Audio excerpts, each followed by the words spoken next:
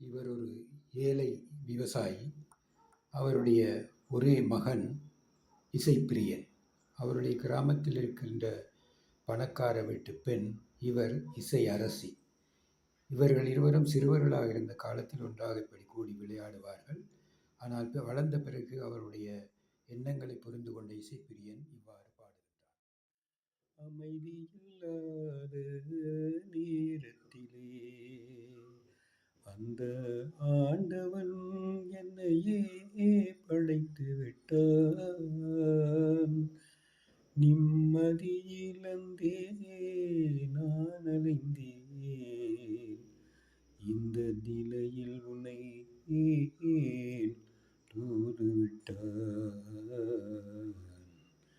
நிலவே என்னிடம் நெருங்காதே, நீ நினைக்கும் இடத்தில் நான் இல்லை. மலரே என்னிடம் மயங்காதே, நீ மயங்கும் நிலையில் நான் இல்லை. நிலவே என்னிடம் நெருங்காதே, நீ நினைக்கும் இடத்தில் நான் இல்லை.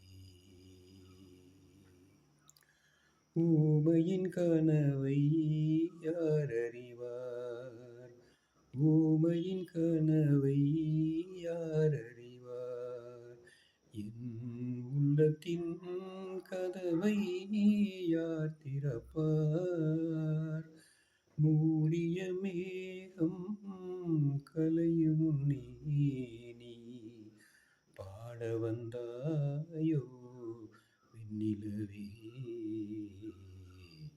நிலவே என்னிடம் நெருங்காதே, நீ நினைக்கும்